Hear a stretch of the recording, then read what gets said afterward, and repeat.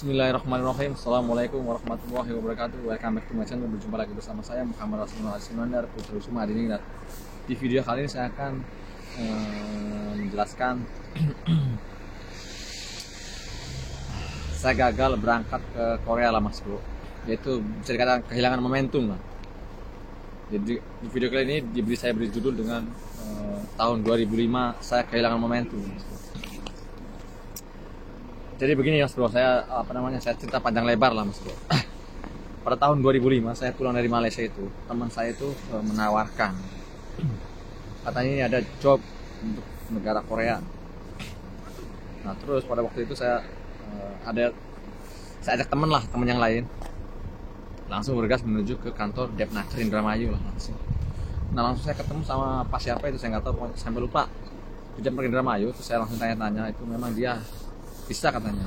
Saya langsung kamu bawa ke PT katanya. Saya tanya terus biaya berapa? Saya bilang biaya berapa ini? Dia sekitar biaya 30 juta pada waktu itu mas. Terus saya tanya lagi gajinya berapa nih? Kalau kerja di Korea, dia pada waktu itu dia bilang sekitar 10 juta kan. Saya bilang hah? Selama sebenarnya lumayan ini. Tapi ongkosnya juga lumayan besar juga. Memang pada waktu itu yang sangat besar mas bro. Duit 30 juta itu sangat besar pada tahun 2005 mas bro. Ada ini nggak? Nih tahu nggak pada tahun 2005 itu?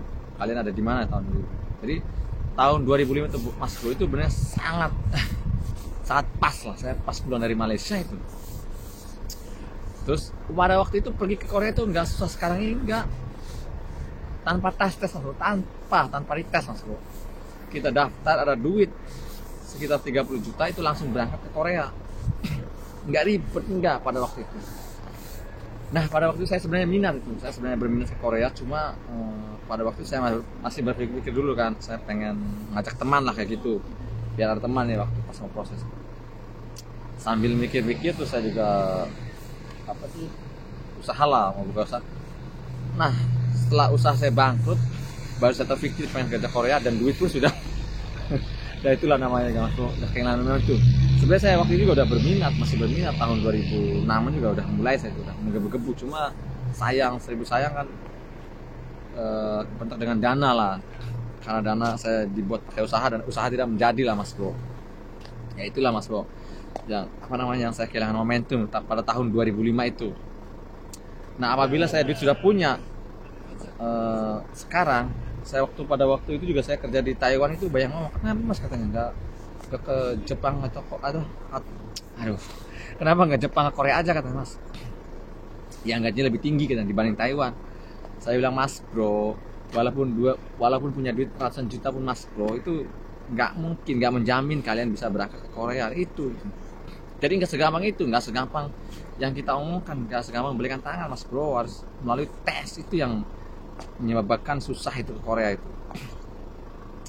Jadi hoki ya, jadi boleh kata hoki lah kalau bisa berangkat ke Korea kayak gitu mas bro. Nah sekarang saya kerja di Poland lagi, banyak lagi yang ngomong mas kenapa nggak kerja di Jepang ataupun Korea. Pertanyaan yang sama lagi ditanyakan lagi, pertanyaan sama tanyakan, tapi dengan orang lain lah, berbeda-beda orang kayak gitu. Selalu pertanyaan sama Jepang Korea. Jadi mas bro, Jepang itu nggak semudah itu mas bro. Saya jelaskan lagi lah, tidak segampang itu.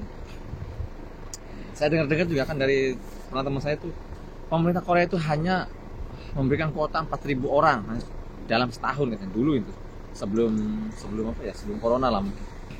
Kalau sekarang saya nggak tahu perkembangan gimana. 4.000 orang mas bro, cuma 4.000 orang saja. Sedangkan yang daftar itu ribuan mas bro, sampai 30.000 orang. Coba berapa orang yang tersisi? Nah disitulah mas bro. Saya kalau nggak ada tanpa tesnya saya siap. Dengan dana 100 juta pun saya berani. Yang penting berangkat. Tapi bukan di kapal lah mas bro. Sekarang juga ada kan yang program P2P itu 120 juta itu, tapi kan di kapal itu. Bukan nggak jadi pabrik. Kalau di kapal kan kenapa mas? Kalau di kapal kan resiko sangat tinggi mas bro. Beda sama di pabrik. Ya walaupun di pabrik berisiko juga, tapi nggak terlalu tinggi lah resikonya. Beda sama yang di laut. Kalau di laut kan lebih ngeri lagi resikonya mas bro. Nah terus ada yang mas katanya kerja di luar gitu modal besar katanya. Ngapain modal besar? Buka usaha aja ada lah kayak gitu. Yang namanya kerja di luar negeri mas bro, memang harus mengeluarkan biaya lah mas bro, itu harus itu mas bro. Kadang-kadang biaya ke Poland, biaya puluhan juta. Itu ke Korea juga mas bro, kalau pengen tahu tuh biayanya tinggi tuh, sampai 120 juta bayangin. Yang P2P ya, bukan G2G. Yang P2P itu 120 juta, pengen tahu. Kalau pengen tahu kalian itu. Di laut lagi kerjanya juga, kapal, lo bayangin. Sudah lah ngeluarin 120 juta, kerjanya di kapal lagi. Ya tapi kalian mungkin belum tahu. Ya saya tahu. Karena di LPK saya dulu ada yang berangkatkan juga Korea. Dia memang berangkatkan Korea juga kayak gitu.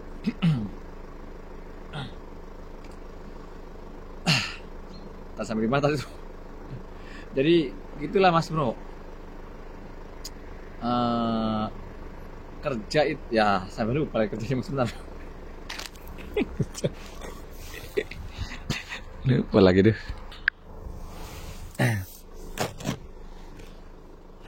Tadi kehilangan momentum mas bro, sampai lupa. Jadi makanya pertanyaan-pertanyaan itu udahlah pusing saya. Jadi berbeda-beda orang, tapi pertanyaan yang sama selalu tunjukkan itu. Mas kenapa nggak ke Korea Jepang? Mas kenapa nggak Jepang Korea? Mas astagfirullahaladzim. Jadi pertanyaan selalu berulang-ulang dan pertanyaan yang sama itu selalu ada gitu, selalu muncul. Jadi sekali lagi tekankan saya mas bro, dari Jepang Korea itu tidak semudah itulah, udah harus ini paham lah, harus ingat itu. Tidak semudah itu, tidak semudah yang kita omongkan, tidak semudah yang kita membalikan telapak tangan. Kalau Korea sangat mudah, sangat gampang mas bro, saya sudah siapkan 100 juta mas bro sebelum ke Poland ini. Saya akan rencana mau Kanada itu. Kanada susah dan Korea juga susah, tidak semudah itu. Dan Poland sepertinya bisa di inilah bisa mungkin bisa. Ya alhamdulillah saya berangkat ke sini kayak gitulah mas bro. Jadi alasannya kenapa saya nggak pergi Korea ke Jepang ya itu susah, memang susahnya bener-bener susah mas bro, tidak segampang itu. Saya juga pengen ke Korea mas bro, gaji lebih tinggi pastilah Korea kan, tapi dengan susah begitu, masa mau pergi yang susah walaupun gajinya tinggi juga saya enggak berminat mas bro, karena saya udah kehilangan momentum pada tahun 2005 itu. Jadi harus kalian ingat lah, kalian tahu lah itulah. Jadi kenapa saya enggak Korea Jepang, saya udah kehilangan momentum mas bro. Jadi kalau pengen Korea pada tahun 2005 pada waktu itu tanpa tes bener-bener tanpa tes itu mas bro, tidak hoax, tidak tidak rek-rek, ini bener nyata fakta ini mas bro, tahun 2005 itu tanpa tes. Jangan Korea itu asal ada dana dan siap berangkat tuh. Pada waktu itu juga perasaan orang berminat Korea itu nggak terlalu banyak seperti sekarang ini lah. Baru kesininya itu mulai banyak peminat ke Korea. Sama seperti Poland juga, di awal-awal Poland itu nggak terlalu banyak peminatnya, tapi pas kesininya itu 2020-2021 mulai membludak peminat ke Poland itu kayak gitu lah mas bro.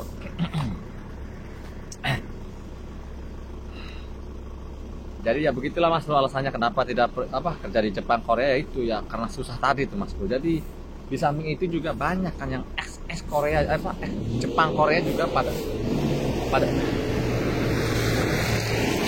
kerja di sini. Nah itu dia juga. Jadi semua juga punya alasan tersendiri lah mas bro, punya alasan sendiri masing-masing. Yaudah oke, sekian dulu bentar saya bersama saya Muhammad Rasmana Ismandar Putra Wisma di lingkaran Anda Gozo Poland. Wassalam.